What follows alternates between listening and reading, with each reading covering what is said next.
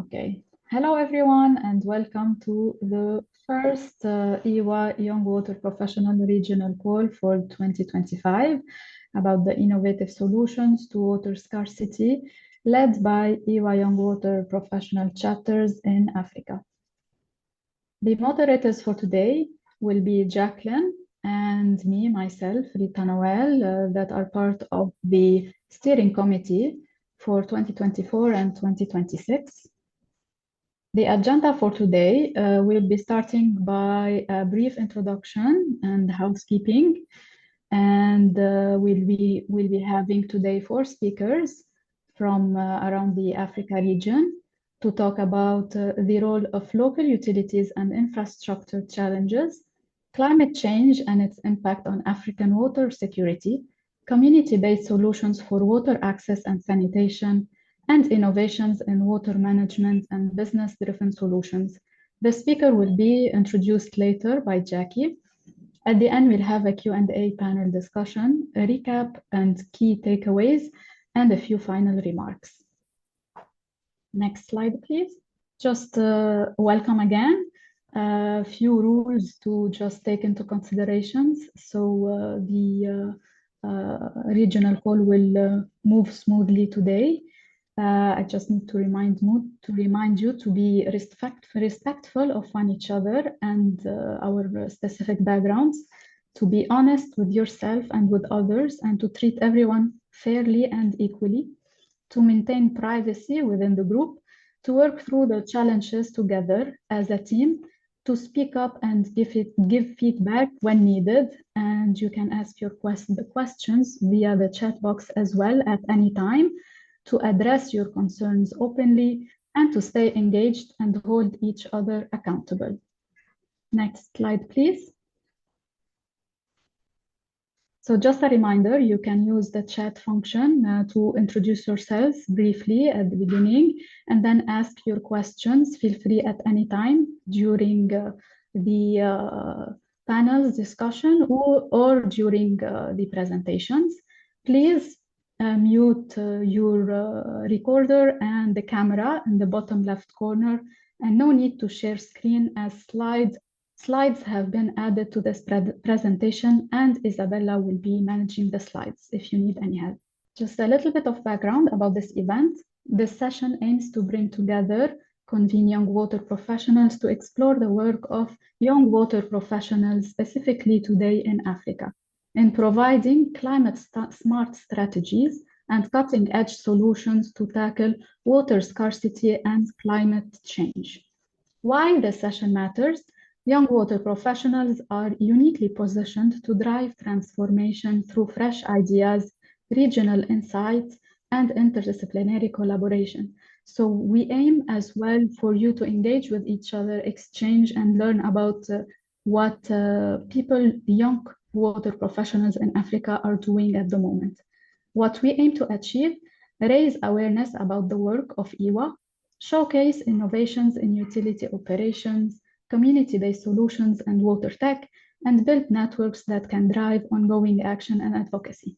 So take advantage and best of this regional call to exchange and get to know each other and network. I will give it to you, Jackie. Right, thank you so much, Rita. Welcome, everybody. Joining the discussion today are colleagues from the Young Water Professionals chapters in Zambia, Ghana, South Africa, and Kenya. I'll start by introducing Muntinta Munkombe, who is from Zambia. Muntinta is a climate and water governance specialist with rich experience in water policy, climate advocacy, and sustainability. She is a strong advocate for inclusive water governance in Africa. She also plays active role in the YWP Zambia chapter. The next speaker is Maunyo Kwame Kofi-Luto. Maunyo is a professional engineer and a water distribution engineer at Ghana Water Limited. He has vast experience in infrastructure delivery and is passionate about monitoring, mentoring, and promoting water engineering excellence across the region. Next speaker is Butimelo Machidi. She's from South Africa. Butmelo is Talbot Analyst Lead at a Talbot Group with a background in chemical engineering. She specializes in digital innovation in water and wastewater treatment and plays an active role in the youth leadership within WISA. Our last speaker will be Victor Ambuso Okuro. Victor is from Kenya. He's the regional programs manager at Nairobi Water. He leads WASH and climate resilience projects across East Africa with focus on long-term community-driven solutions. He is the chair of the YWP Kenya chapter and a member of the YWP Steering Committee. You are welcome, panelists. I'll hand over to Isabella to give us a welcome message from IWA HQ. Over to you, Isabella.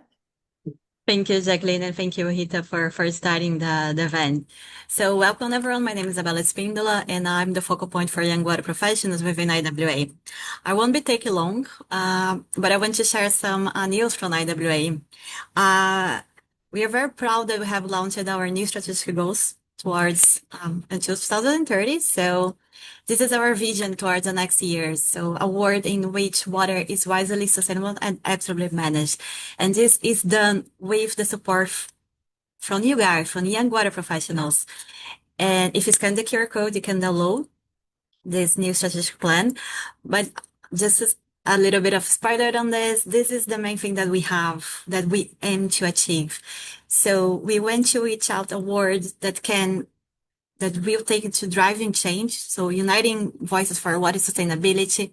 So how we can elevate water wisdom towards leading this charge for sustainability, empowering solutions, especially these innovations that we have, empowering all the members that we have and boost their contributions in the water sector all around the globe. And then we have this amazing part in terms of the collaboration with innovation and bringing leadership development. And in this matter, especially in terms of advancing governance and management in the water sector, young water professionals, they play a key role in this. So you'll be seeing and receiving a lot of emails from my side, especially if you are an IWA member, in terms of opportunities of engagement and capacity development, and also for leadership opportunities. Because we believe that having this contribution from the young water profession, we can solve the challenges that we have in the world nowadays, especially the ones connected with the water sector. And this can only be done with advocacy and a lot of collaboration. So I invite you all to download the new IWA strategic plans, because this is something that also the chapters, they will be contributing towards achieving these goals. This, all the ones that are that you can see in my slide here in the screen. So have a look and let us know how you want to contribute towards it. So Jackie, I will hand over to you so we can hear more about what the chapters in Africa are doing. Right, Isabella. Thank you. All right. Yes. So good afternoon from Ghana, and good morning and good evening to all those who are on this call. Climate change and its impact on African water security. I think this is a subject that I enjoy talking a lot about. It's just unfortunate that I have a little time to go deep into it, but I'll try my best. So this discussion is about climate change and water scarcity. Next slide. But we need to, first of all, understand the root cause of climate change. That's global warming. So when we talk about global warming, we are referring to the long-term rise in the Earth's temperature. And topics around climate change and water security goes beyond regional, like just goes beyond the West African region. It's something that is globally felt. And the main culprit of this is actually has to do with the emission of greenhouse gases, like the carbon dioxide, the methane, and these kind of water droplets in the sky that trap heat. All these cause the climate change, which has been defined by UN as a long-term shift in temperatures and weather patterns. And if you look at water security, the World Bank's Water Security Diagnostics Initiative has put it well, that it borders on quantity and quality of water, which is linked with health and the livelihood and ecosystem, as well as production. Next slide, please. So we'll look at our water resources. And if you look at the map on my right, you could see that there is an uneven distribution of water across across the continent. You have very rich, areas around the Congo. Those in blue, the ones in blue around the Congo and the Nile areas. If you look at the Horn of Africa, you could tell that there's serious water stress going on there. If you look at the Sahel region and also the southern parts of Africa, you could see that there is limited access to the surface water that is heavily abundant in the central regions. And this shift actually strain, water availability when you look at climate change. There's rainfall variability, there's increased drought, there is a threat on the agriculture, health, and also stability across the continent. Let's move to the next slide, please. All right. So if you look at our water cycle, there is actually a whole shift. In Ghana, we used to have our rainy season and our dry seasons within a certain month, within some months. But currently, what has happened is that there's been a total shift, and this is actually as a result of the climate change. So it means that there are more droughts in regions like the Sahel, like we saw in the previous slides, and also water that's unavailable for both drinking purposes, farming, and as well as sanitation purposes. Let's move on to the next slide. Yes, so despite Africa being part of the regions that emits lower CO2 gases and also the methane, we are actually the ones suffering the brunt of it. When you look at it in context. China does about 26%, the US does about 18%, but Africa, which forms just about 15% of the global population, is actually doing 3%. And you could tell that if you look at it critically, the numbers do not match the consequence of or the impact that it is having on our system. And this takes us to the next slide where we talk about the vulnerability of Africa. Now, there's a map that tells us the states of the world when it comes to climate vulnerability. And you could see that the regions in Africa has been, I think it's been color-coded red, which shows that it's acute. The impact is actually very, very, very much felt. And prior to this, there's been some sort of average rate of warming, about 0.3 degrees Celsius. That's between the early 90s and then the early 2000s, compared with what we used to experience in the past. That's between the 60s and the 90s, according to the the World Meteorological Organization. Now, the issue here is that when you take Africa, for example, we have, though I would say we are rich in terms of water resources, the impacts is actually just being felt as compared with Europe, as you can see on the map, and also Asia and the rest of the world. And this is more or less like a reason why we should actually start taking steps in order to safeguard ourselves against water stress or water scarcity that would disrupt our water service delivery or even sanitation, irrigation, and also farming. Yes, so next slide. Yes, so when we talk about water insecurity, I think Machawi and his colleagues have been able to put it rightly that it is when your water demand outstrips the availability or the supply that is required. And some of the key drivers, mostly in Africa, has to do with the swelling urban growth, environmental degradation, and anthropogenic pollution. In the early 80s, one professor, Marlin Falkenmark, carried out some exercise, part of I think the Stockholm Institute for Water. She actually did some model to be able to categorize water stress countries.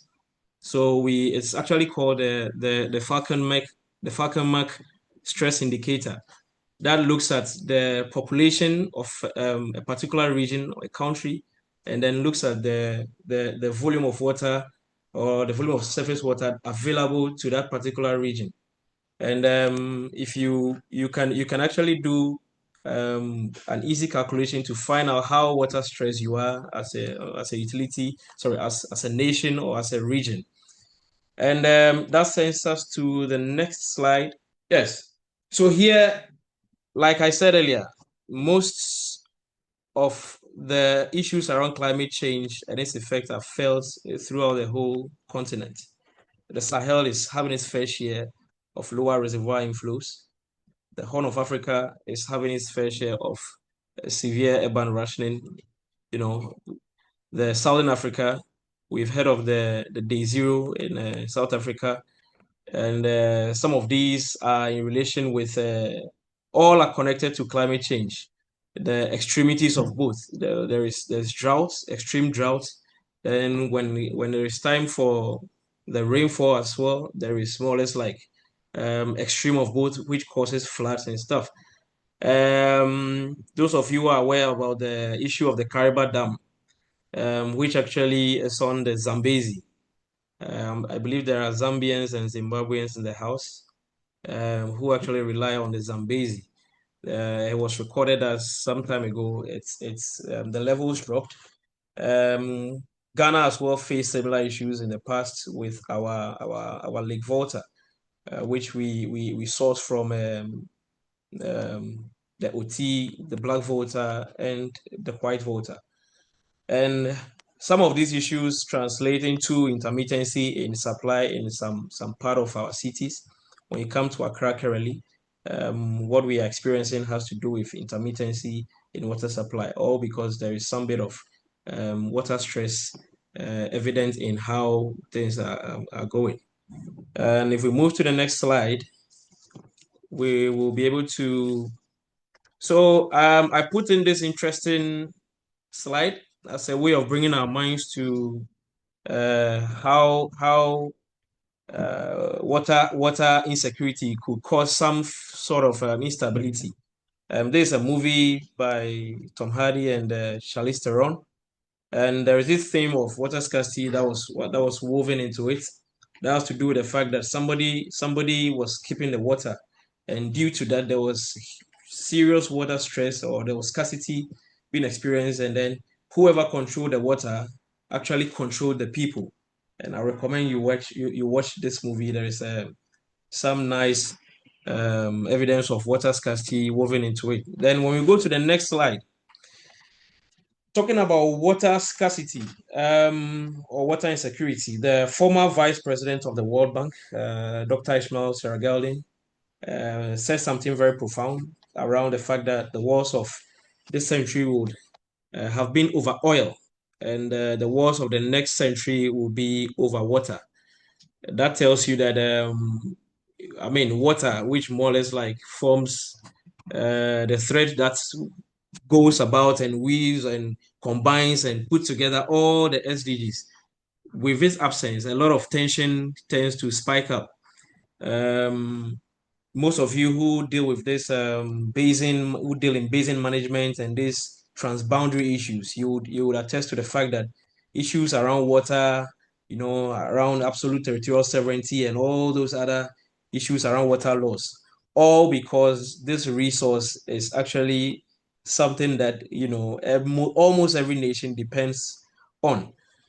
When we go to the next slide, I think it talks about the water conflict hotspots. Most of you are aware that there is this issue around the building of the Grand Ethiopian Renaissance Dam on the Nile, I think the Blue Nile, and which we all know that Egypt heavily depends on for, industrialization, basically for livelihood.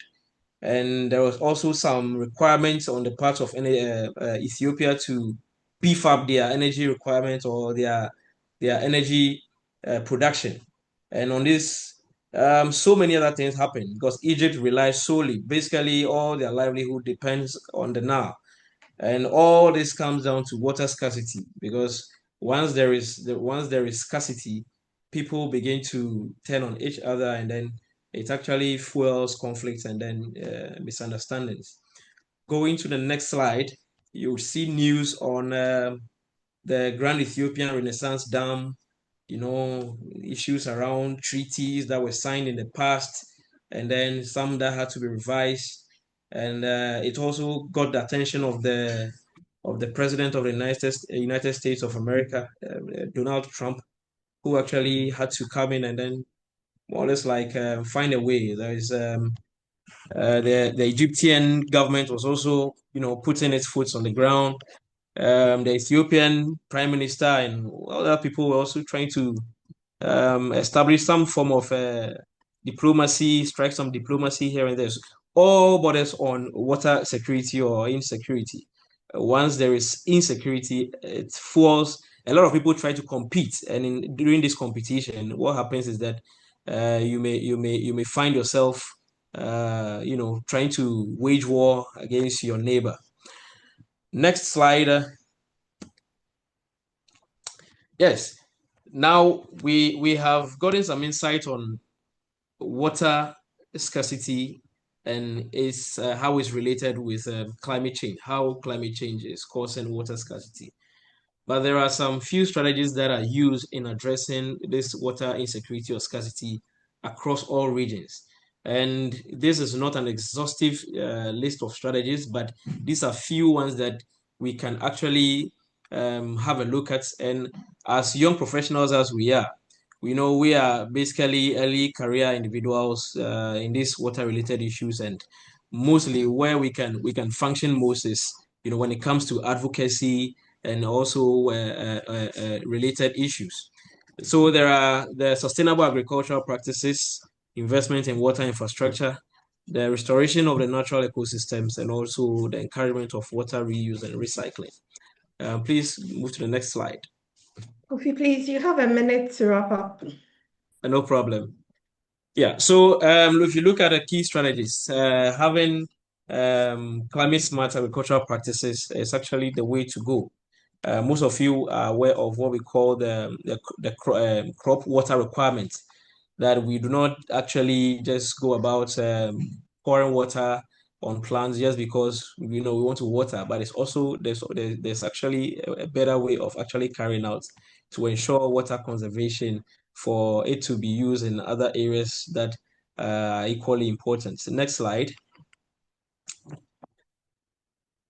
Yeah, so water storage. So on the left is I think that's the Indakaina Dam in Kenya, where I took this picture. And this dam actually takes water from the Thika River, Gitika, and I think Kayuyu. And if you envisage that you are going to face a lot of droughts in the future, the best way is to put in infrastructure, that's infrastructure strategy, to be able to store water against the droughts. Then on the right is in Ghana, is the Konongo off-river storage facility. So there is one of our plants that is it was actually designed to store water in the dry in the rainy season and then use it when there is a water shortage. Next slide. Yes, and yes, so wetland, mangroves, peatland, restoration of, all these areas. Last month I was in Kenya with these wonderful ladies, and we went ahead to plant about 200 trees within the Thika Basin. That's the River Thika, and all this is just to against flood protection, carbon sequestration, and supporting water security. I believe we all know that more trees means that they absorb more carbon dioxide, and then they reduce the impact of the global warming. I think the final slide. Okay, I think second to last. So promoting water recycling and reuse. So I think this is very, very explanatory. It explains itself. So most of our plants, when we do our backwashing, we just send it off to our sludge lagoons. But there are some very wonderful treatment facilities that are able to now reuse or recycle those water and then put them back into the distribution lines for people to consume. We have one evidence. We have one actually that we operate in Ghana water, what we call the thickener. After the backwashing and everything is done, it goes back into the thickener where it is actually treated again for use by people. So the next slide. Yeah, so I think there was one part about climate financing, and some of these, it is important that we actually, as young professionals, right? We are very skilled, knowledgeable. We have fresh ideas. We will put our ideas on paper, put proposals down for blended financing, most especially when it has to do with issues around climate change. So I'll conclude that there is actually an impact of climate change on our water resources or on the service delivery, and this threatens water security and also development in Africa. And kindly join us, the young water professionals in Ghana, to support our efforts in addressing this critical issue. On this note, I would like to thank you all for your audience, and have a wonderful rest of the webinar. Right. Thank you so much, Kofi, for the wonderful insights shared. I would hand over now to Butmelo to take us through community-based solutions for water access and sanitation. Butmelo, the floor is yours. Right. Thank you. Am I audible? Yes. Awesome. Thanks, everyone, and thank you. I'm Jackie. Good afternoon, everyone. So I will be looking at community-based solutions for water access and sanitation and how the IWA YWP Southern Africa handles this. So we can move to the next slide. Before we dive into the presentation, I would like to just briefly introduce the chapter I'm representing. So I'm representing the IWA Young Water Professionals Southern Africa, and I am on the national committee. I serve as the financial lead. So we are an empowerment platform under the Water Institute of Southern Africa and part of the IWA Young Water Professionals. We bring together early career water professionals and students across different disciplines. So we pride ourselves in breaking silos and collaborating. So we don't only have engineers on our platform, we have scientists, we have policy makers, we have community civil servants as well. Though based in South Africa, we do invite participation from across the region. So as I mentioned, we are Southern Africa. So we invite participation from Botswana, Eswatini, Lesotho, Malawi, Mozambique, and Zimbabwe. And our mission is just to build youth capacity to drive sustainable water and sanitation solutions. Many of our members work directly in communities. So this is why it'll be great to speak about this today. So this gives us a unique role as a bridge between innovation and lived experiences. If you can go to the next slide. Thank you. So just looking at some progress, most of my examples will be South Africa based, but I'll also touch on the global aspect because I'm closest to the South African problems. So South Africa has made significant strides, right, post-apartheid. Today, around 83% of households have access to some form of water and sanitation, and it's a major achievement. But when we dig deeper, we see that access is far from equal, right? Many rural and informal communities continue to lack safe and reliable and consistent water and sanitation in South Africa. So looking at some of the ongoing fragilities, just an example, in South Africa in 2023, in an area called Hammarskraal, because of poor quality water, we had a cholera outbreak that claimed about 30 lives, which was a tragic reminder, obviously, of what happens when water infrastructure fails. Unfortunately, this is not an isolated case in our country at the moment. Across the country, we have frequent water cuts, polluted sources of water, non-functional toilets are still common in under-resourced or rural areas, and there are not just, technical failures. There are issues of dignity, health, and human rights whenever someone does not have access to good water and sanitation. So what this tells us is that, pockets of vulnerability still persist, even in a country where we consider ourselves relatively advanced. These gaps underscore the need for solutions that are local, inclusive, and resilient, which is where the community-led approaches become very vital. You'll also see, I have an image there that just shows a global, perspective, and you will see that if progress doesn't accelerate, billions and billions of people globally will still lack safely managed water, sanitation, and hygiene by 2030.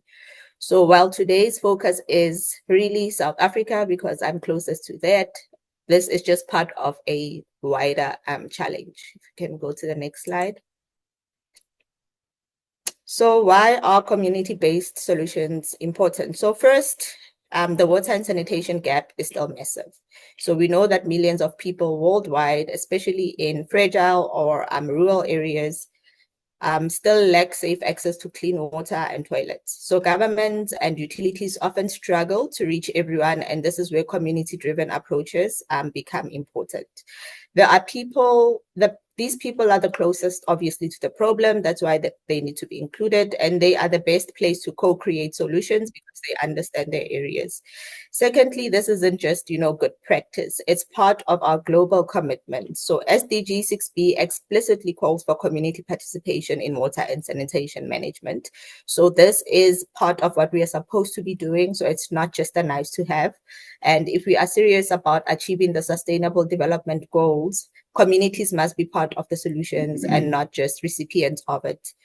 Third, many projects fail because of contextual blind spots. So especially in engineering, a water system that looks good on paper can break down quickly if it doesn't match the community's social, cultural, or even geographic realities. This is why the top-down approach often lacks a lot of information, especially when they don't include local knowledge or ownership.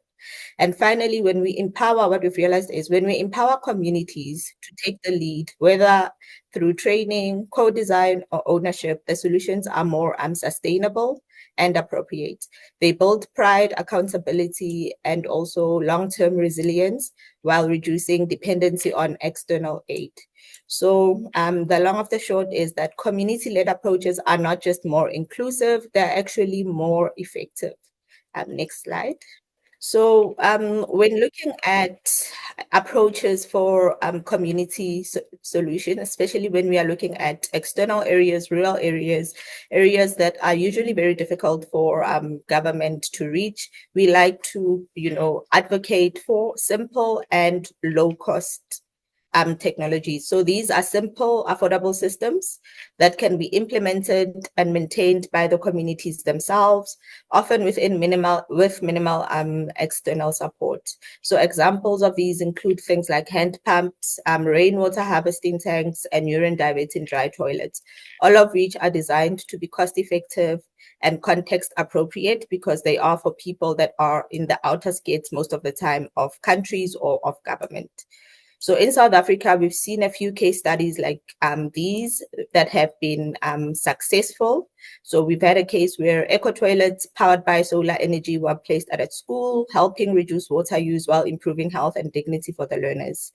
So another thing that we need to consider is that infrastructure alone is not enough. So just building a toilet there or adding a tap is not enough. So this brings us to the second key approach, which is hygiene promotion and education. We know that without behavior change, even the best system can fail. That's why we like to focus on education. So as the WISA YWP Southern Africa, we like focusing on school programs, public campaigns, and events like, World Water Day and World Toilet Day. So topics range from hand washing and menstrual hygiene to water conservation. These programs empower people within communities with the knowledge and motivation to make healthier and more sustainable choices, because we always believe that people and communities need to understand how they also contribute to the broader water problem and sanitation problems. So the key takeaways for me from this slide is that lasting change, doesn't come just from technology alone. It comes from combining the right tools with community ownership, education, and leadership. And when these elements align, that's where we start seeing real and sustainable impact. Next slide, please. So some of the key approaches that we like to take. So another critical piece of the community-based water solutions is the inclusion of people who are often closest to the problem, but furthest from decision-making. So we look at people like women and youth. In many communities, women and young people are the ones fetching water, managing hygiene, or leading informal local efforts, but their voices are frequently excluded when it comes to designing or planning water solutions. So by intentionally involving them, whether as community water ambassadors, peer educators, or project co-leads, we improve both the effectiveness and relevance of the work being done. Secondly, we are very big on partnership. So partnership matters. We don't believe in working in silos. So community-led projects are far more successful when they are supported by strong institutional partners like your local municipalities, NGOs, universities, and donors. So we often serve as a connect between the groups, bringing in technical support, funding, or mentorship to help local ideas succeed. So one example shown here is our collaborative webinars and regional youth-led forums, which bring multiple sectors to the table. And finally, why does this all matter? Because inclusive participatory solutions are the ones that last. So when water and sanitation projects are co-created by communities, women and youth and partners, they are more likely to be trusted, maintained, and scaled. It's not just about, building infrastructure. It's also about building systems that are socially embedded and are also very responsive. And you'll always see in a lot of projects that where we involve communities, those projects last longer because the community feels a sense of ownership. And obviously, if you believe that something belongs to you, you will do your best to take care of it. Next slide, please. So I would just like to just speak on some of the activities we do. So we don't just focus on theory. Like I said, we like being out there, we like engaging with communities, and we like being the gap between the communities, technology, and the different disciplinaries that work together to bring a water and sanitation project to life. So starting with knowledge sharing and advocacy, we host webinars, public forums to elevate water and sanitation issues from a community lens. So these conversations don't just raise our awareness. We often try to have, meaningful conversations that also influence policy and decision making. So we always try to have, a diverse group in the room so that the conversations don't just end in a room with people with like-minded thoughts. We also encourage a more interdisciplinary approach. So even if you look at the makeup of our YW committee, we have engineers, we have lawyers, we have people in the finance discipline, but everyone working together for water. So reminding young water professionals and engineers to integrate, things like social science thinking into their designs. Water infrastructure has to reflect, real social dynamics if we want lasting success. And if we just sit as engineers, that never really works. And then there's also education. I touched on this a bit. So education and environmental outreach, I think this is one of our favorite things. So through our programs like our Back to School program, we engage directly with learners, teaching them about water, hygiene, and sanitation in practical, fun ways. We see this as planting a seed for, long-term community stewardship. Additionally, we also have provincial chapters in South Africa, so that we have, reach nationally, and we are not just concentrated in metros. So Our chapters usually organize events from, rivers to cleanups from rivers to wetlands to neighborhood spaces. These promote environmental awareness while building local pride and collective action. And finally, under innovation and partnership, as I mentioned, we are very big on partnership. We collaborate with global initiatives like Your Wet Skills, which bring young professionals together to tackle local water challenges through innovation sprints and hackathons. Importantly, we always try to ensure that these solutions remain community-driven. So we serve as mentors and adjudicators, helping frame innovation with a social and local impact list. So across all these streams, we are focused on enabling practical people-centered solutions. So that is our biggest, aim, and giving young professionals the tools and platforms to lead change alongside communities. Next slide. Sorry, next slide, please. Yeah, thank you. So this is just a visual snapshot of some of the activities we've worked on. So on the left, you see one of our Mandela Day beach cleanups. I mentioned that we are big on those. In the center, we have our Henops River cleanup. Below that, a post from our Limpopo chapter working in partnership with a water board focused on wetland cleanup and education. So these are just some of the activities that we participate in. Some we plan ourselves, and all of these examples just illustrate one thing about, the YWP community, that it is not only advocating for community-based solutions, we are implementing them directly, and in most of our activities, we engage and work directly with communities on the ground and in partnerships with other organizations. If we can go to the next slide. Thank you. So as a wrap up, I just want to leave you with, a few messages. So the one thing that we promote is that water is everyone's responsibility. Water is not only the responsibility of the government or the water sector, it is everyone's responsibility. So sustainable water and sanitation solutions cannot succeed in silos. We need to break down barriers between disciplines and sectors and communities. So engineers, educators, leaders, policymakers, and youth all need to work together in order for us to come about with sustainable solutions. We are committed to innovating with communities and not for communities, and building capacity through both education and action.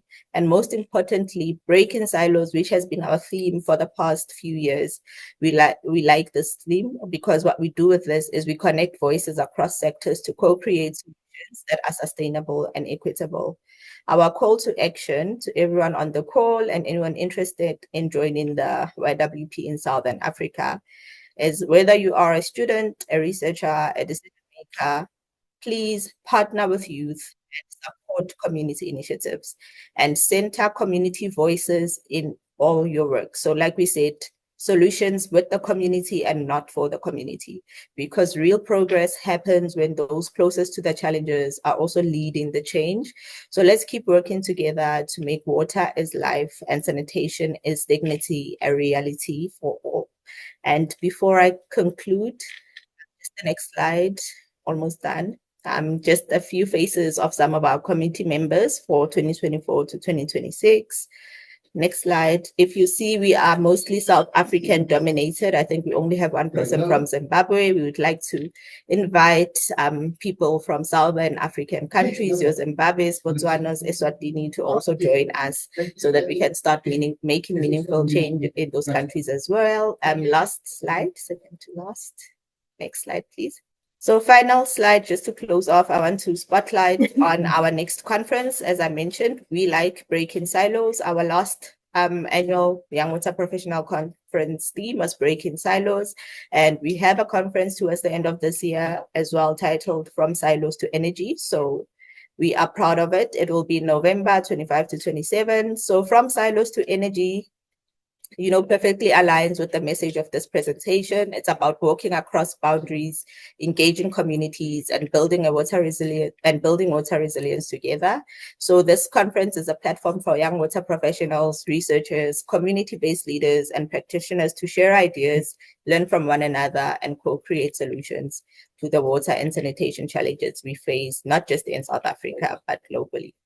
And that's it from me. The next slide just has a few details on how you can contact us in our social media pages. Thanks, Jackie. Thank you so much, Butimelo for that wonderful presentation. I'll now hand over to you, Victor, for your presentation on innovations in water management and business-driven solutions. Victor? All right, Jackie, thank you. My name is Victor, as you've heard. I live in Kenya. I serve at the Nairobi City Water and Sewerage Company, one of the biggest water service provider in the country.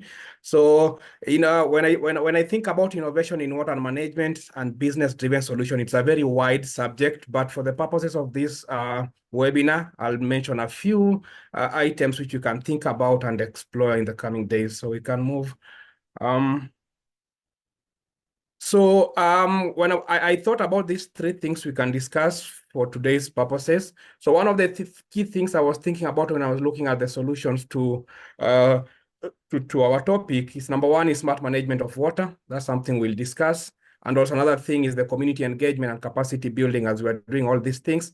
And also we cannot do all these things without looking at the policies around these things that we want to do. We move, Isabella. So the number one thing that I thought about was the smart water management. When we think about smart water management, what do we think about? We think about the technology that we can employ in our different areas so that we can maximize on whatever our input to the community and also what we are getting as the WSPs. I work in Nairobi in the low income areas, or we call them sometimes informal settlements, and we've been able to come up with solutions which can be able to enable the company to maximize on the collection and also ensure that the customers are able to get water. So one of the best solutions that we have is the use of prepaid meters, where we are able to identify areas in the informal settlements where we install the prepaid water dispensers, and the community are able to be given tokens so that you can be able to access water at any time. And also it is a way that has really come in handy for the WSP in Kenya, Nairobi, to be able to even to do away with the illegal connection, which has been really a challenge. So we talk about prepaid dispenser. We have the water ATM. They work the same way.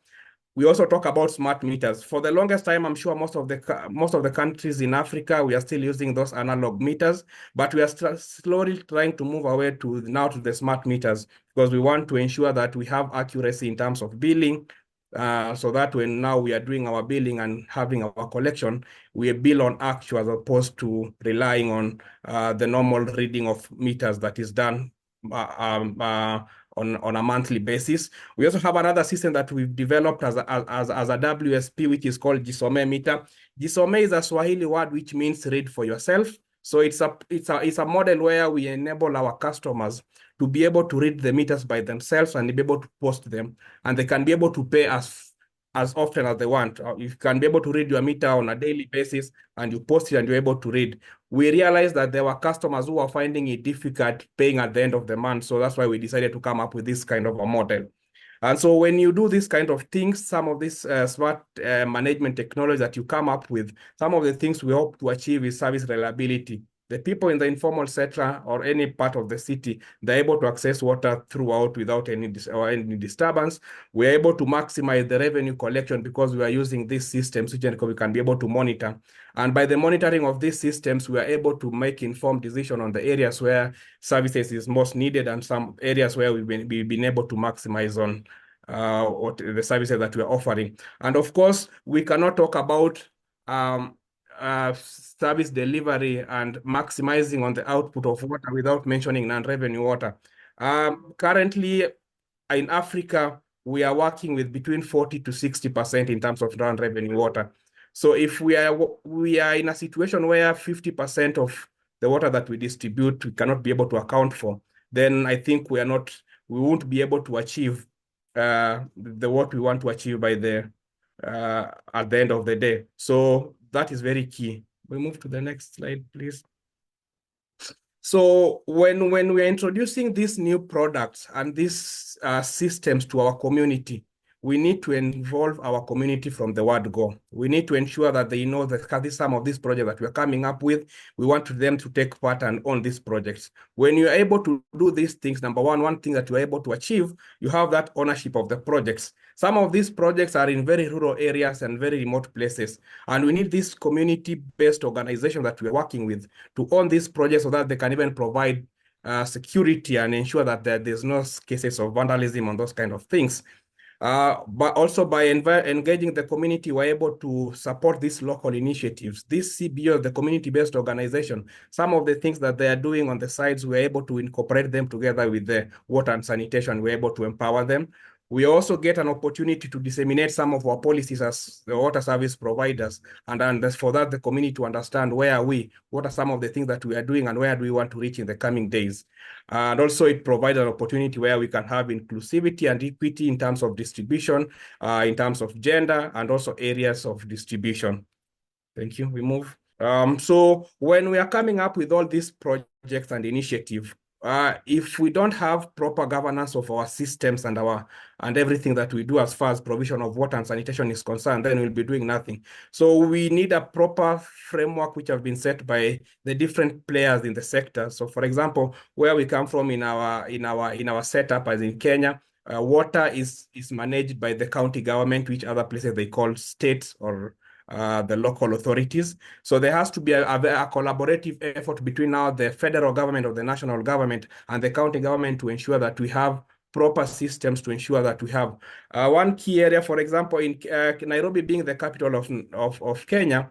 Currently, we are producing around 650,000 cubic meters per day against a demand of 950. So if there's no collaboration between the national government and the county government which are managing these WSPs, then we'll have a problem. We're also looking at the regulators. By regulators, I'm talking about, for example, the people who regulate our tariffs. We need to have tariffs that are geared towards supporting these WSPs so that they can be able to provide water in a sufficient manner. We're also looking at the private sector. Some of these technologies, we are taking them from private sector. So there needs to be a very proper collaboration between now the government, the WSP, the regulators, and the private sectors. Of course, the community who we are serving has to be involved from the word go. We're also looking at the international community. We need to borrow some of the things that are working in other areas so that we can bring them back home. And so for all this to happen, a concerted efforts has to be very critical in all the players so that we can be able to actualize all this intervention that we are coming up with. Thank you. That was my presentation. Thank you, Victor. Mutinta, if you are on again, we'll come back to your presentation. Mutinta. Jacqueline, can you get me? Yeah, I can hear you now.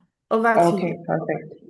Thank you so much, and greetings to everyone on the call once again. My name is Mutinta Munkombwe, and I have worked as an engineer for a local authority or local utility in Lusaka, Zambia, primarily dealing with infrastructure planning and development. Kindly move on to the next slide. Okay, so commercial utilities at a glance. Commercial utilities in Zambia are mandated to provide water and sanitation services to the general public. So we have governance and oversight from the Ministry of Water Development and Sanitation, as well as the local authority, which actually owns the company as a utility. And our services are regulated, so we do not set our own tariffs, they're set by a regulator. And they also outline the service level guarantees and performance benchmarks for the utility. Now, in terms of infrastructure development, all these are key players in what we do when it comes to financing and also just reaching communities on the ground. We do work with project financiers, NGOs, and CSOs in executing our work and our overall mandate as a utility. Please move on to the next slide.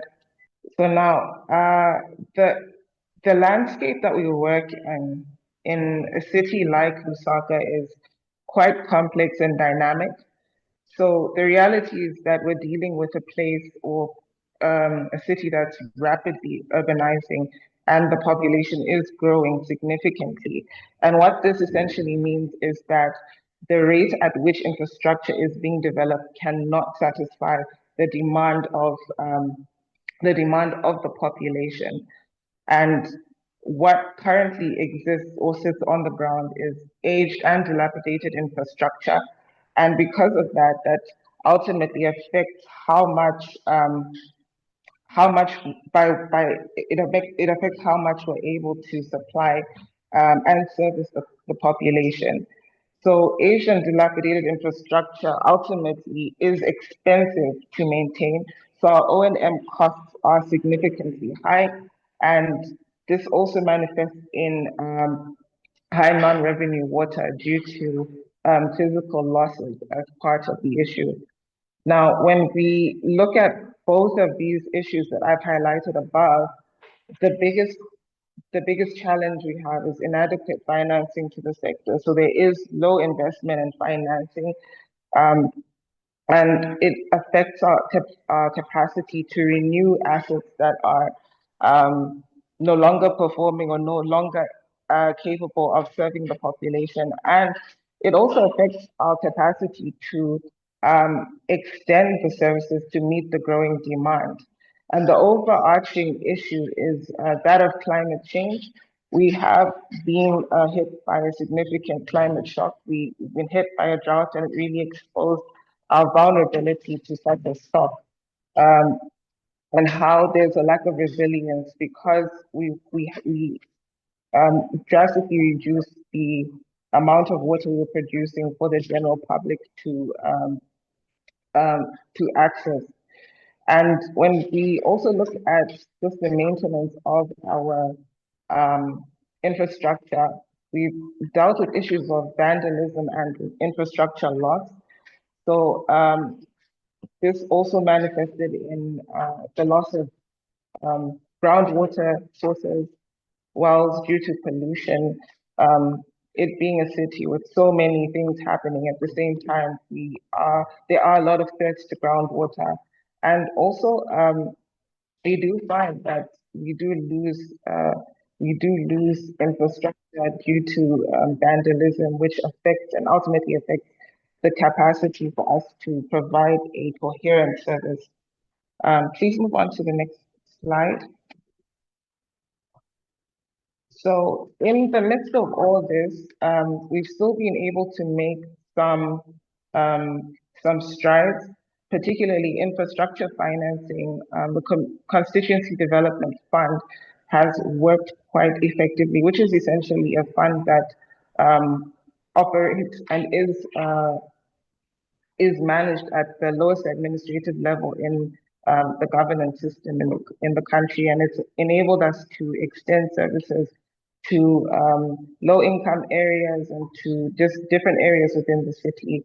We've had access to grant funding as well for our bulk water supply projects, and we're also exploring and currently looking into implementing an expansion of 100,000 cubic meters in the city through a public-private partnership. Now, we also do use commercial financing for some of the projects that we've implemented. Although it is quite expensive, it is a source of financing that is much needed to extend services. Now, in terms of water stewardship, we are implementing water stewardship at community level, at the private sector level, by bringing in industries and commercial entities, and also just by putting up physical barriers. So at the community level, we work with water committees, and these water committees are quite instrumental in the sensitization, especially prior to projects, to ensure that there is ownership, community ownership, and protection of the infrastructure. And at the private sector level, we are working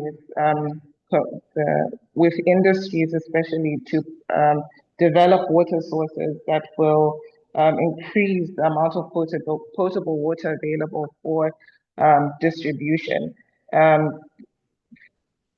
to industries themselves, and also to high density and low income areas that surround these institutions.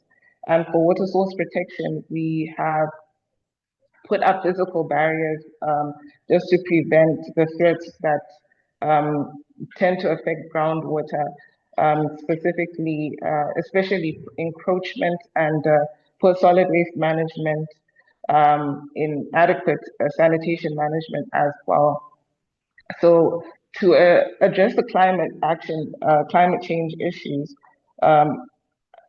especially following the drought that we did experience, we have also explored the use of solar energy in our designs, especially for our decentralized sources. So before we would normally or typically design groundwater sources to just maintain or rely entirely on the electrical grid, but now we're looking at how these can stand on their own and still be able to produce water regardless of what the electricity situation may look like at that time. So we've also participated in a drought response and cholera elimination program, which has seen also the development of different boreholes and groundwater sources around the city. Now, on the sanitation front, we have seen in the last couple of years quite a bit of investment in sanitation. We have looked into how we can harness or ensure that there's safely managed sanitation, especially for non-sewage systems. And this has introduced fecal sludge management units in the utility, which primarily deals with ensuring that there's safe emptying of containment facilities and safe transportation of fecal sludge to a point where it can be treated properly and adequately. And on top of that, there is also been investment, and there will be investment in wastewater treatment facilities in the city, which will replace the ones that have not worked or have not been functioning for some time. So this will also improve the quality of effluent coming out of the wastewater treatment plants. And of course, it's also important to ensure that what our industries are producing does not inadvertently affect the new wastewater treatment plants. So that's also brought in the issue of trade effluent monitoring, just to ensure that what our wastewater sewers are receiving is of a quality that will not adversely affect our infrastructure. So basically, the local utility actually plays a very significant role in reaching populations and ensuring that there's bulk water supply and bulk sanitation management at a safe level. And there is really need to continue investing in the water in local utilities because of the important role that they play, especially being able to interface directly with customers. So in a nutshell, this is what it would look like if you were to take a glance at a local utility and understand what it really means to supply water and manage sanitation safely. I think there's the next slide. Yeah. So of course, I come from the Young Water Professionals Zambia chapter. We are a young chapter. I think we were formed recently, but we have been engaging actively with our membership, and we have been able to successfully host a few webinars. So we are looking for membership, and please do interact with us on the platforms that you can see on the screen, and you can scan the code to access the membership form. Thank you so much for your attention. Over to you, Jacqueline. Okay, thank you so much, Mutinta. Now we will delve into our Q&A session. Thank you to all the speakers for the wonderful insights. Please be on standby to answer the questions. So if you have any questions to our participants, kindly use the raise your hand button to ask your question or drop your question in the chat box. And we'll direct it to the respective speakers to answer the question for you. I've seen a couple of questions in the chat box, but maybe I'll just read it. I think it was to you, Mauli. And the question was, my question is related to integration in the IWA community. How can I contribute as an expert to address water challenges in Africa? Is there any collaborative project or internships to make professional experience in African countries with a framework of IWA activities and approach? I think any of our chapter members can answer this question of the panel. Jackie, I would jump into this question just to expedite a little bit. Okay. So my first suggestion is first, become a member. If you want to connect with IWA, you need to be an IWA member. IWA is a membership-based association, and you can join online. I believe that the links were shared in the chat below, and we have different fees according to the country that you are coming from. So once you become a member, you can also join the other communities that we have. So not only the chapters community, but also the specialist groups, and you can, it will depend a lot in terms of how available you are. So you can start like taking more responsibilities in IWA. You can join like program committees of events. If you are a YWP member for over like 2 years, you can also apply to become a member of the IWA YWP steering committee that Jackie, Natasha, and Rita, they are part of. You can join the program committee of the Emerging Water Leaders Forum. So there are opportunities, but you need to be a member to become part of it.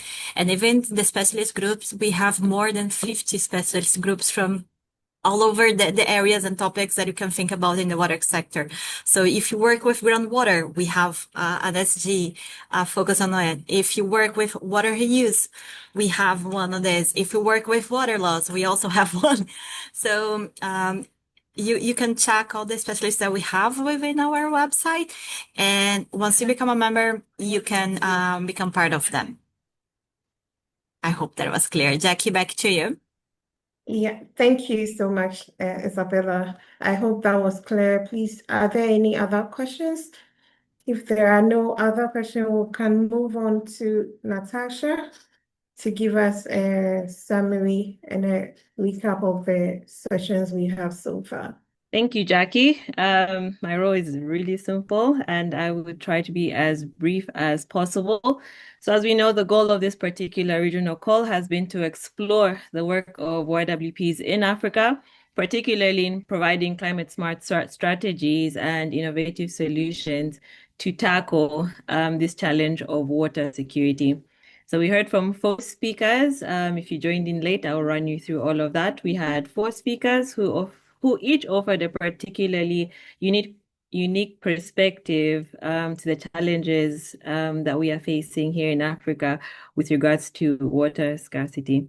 So we had Mutinta, she was from Zambia. She was the last speaker. She shed light on the role of local utilities and the infrastructure challenges that they face.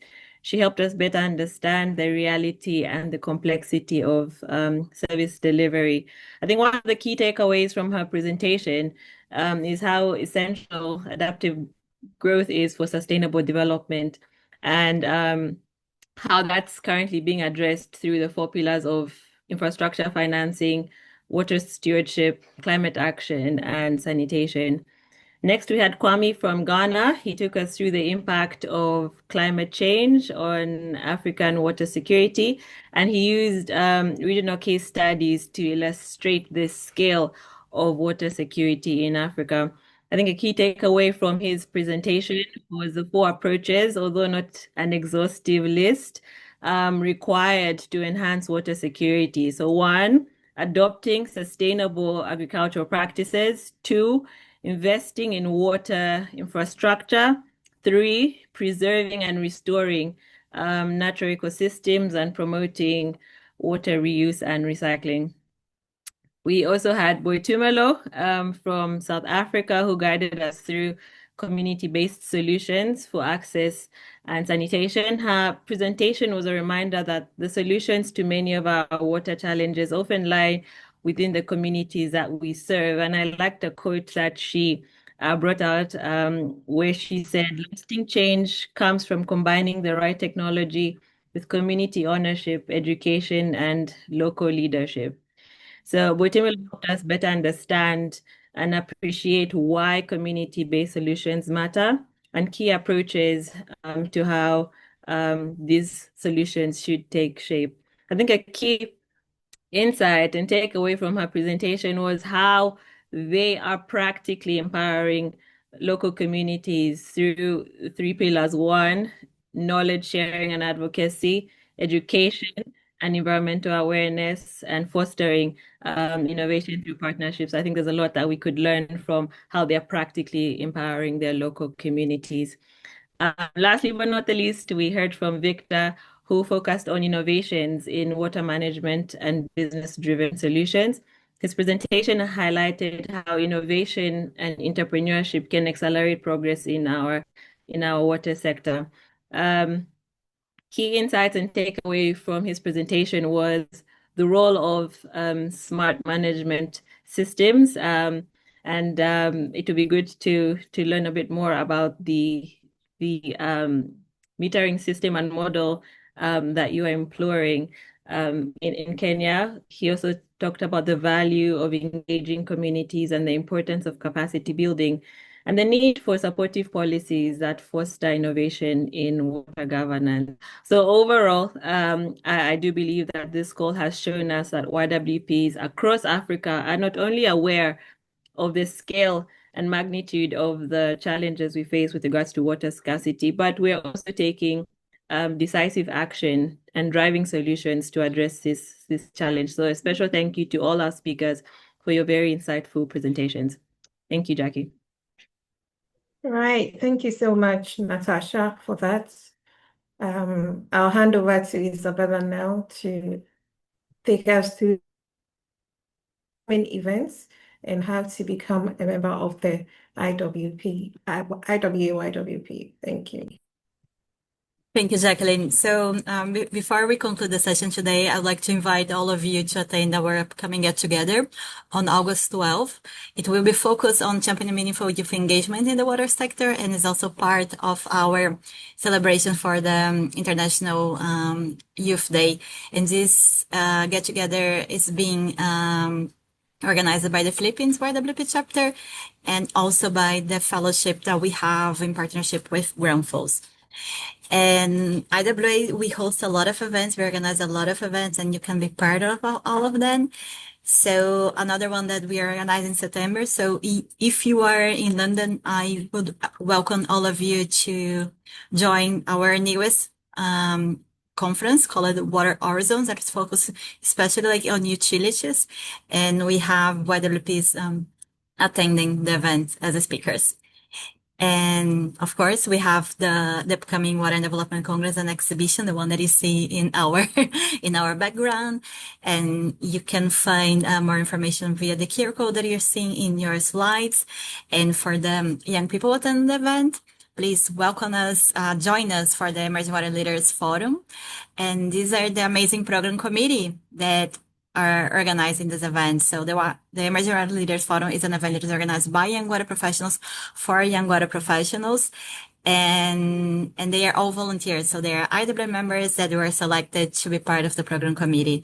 So yes, this is one of the examples of opportunities that we have for YWP to be active in the association.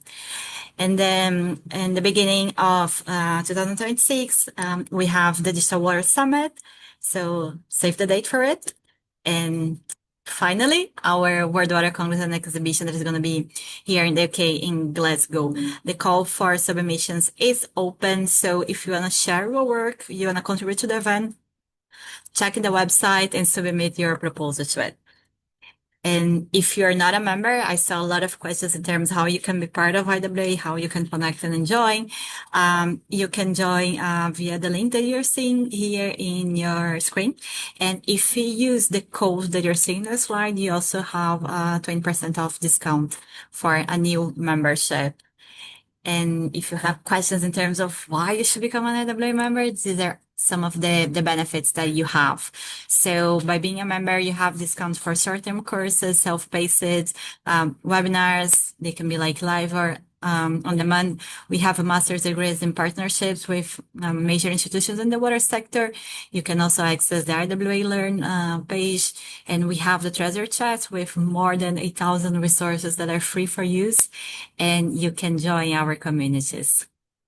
So thank you everyone for attending the event. Thank you for the speakings, for the speakers for contributing with your lessons and experience from your chapters, and join us in our next events online, especially. Take care, everyone. Bye. Thank you. Bye. Bye. Thank you. Thank you. Thank Bye you. bye. Bye. Bye, everyone. Bye.